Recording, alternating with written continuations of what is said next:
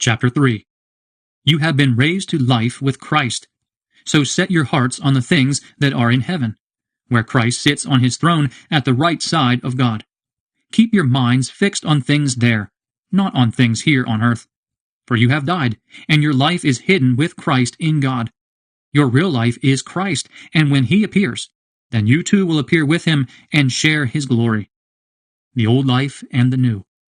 You must put to death, then, the earthly desires at work in you, such as sexual immorality, indecency, lust, evil passions, and greed, for greed is a form of idolatry.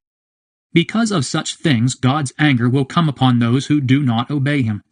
At one time you yourselves used to live according to such desires, when your life was dominated by them.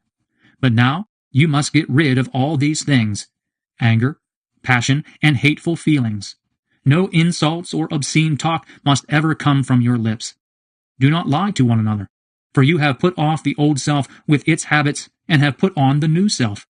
This is the new being which God, its Creator, is constantly renewing in his own image, in order to bring you to a full knowledge of himself. As a result, there is no longer any distinction between Gentiles and Jews, circumcised and uncircumcised, barbarians, savages, slaves, and free, but Christ is all. Christ is in all. You are the people of God. He loved you and chose you for his own.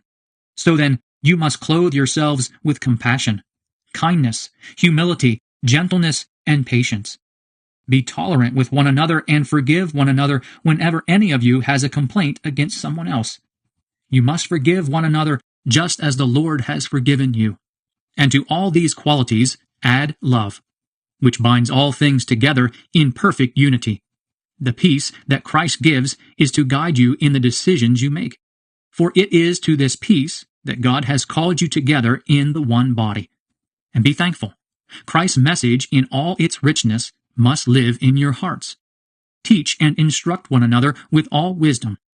Sing psalms, hymns, and sacred songs. Sing to God with thanksgiving in your hearts. Everything you do or say, then, should be done in the name of the Lord Jesus, as you give thanks through him to God the Father. Personal relations in the new life.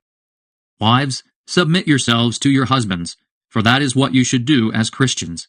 Husbands, love your wives and do not be harsh with them. Children, it is your Christian duty to obey your parents always, for that is what pleases God. Parents, do not irritate your children, or they will become discouraged. Slaves, obey your human masters in all things, not only when they are watching you because you want to gain their approval, but do it with a sincere heart, because of your reverence for the Lord. Whatever you do, work at it with all your heart, as though you were working for the Lord and not for people. Remember that the Lord will give you as a reward what he has kept for his people, for Christ is the real master you serve. And all wrongdoers will be repaid for the wrong things they do, because God judges everyone by the same standard.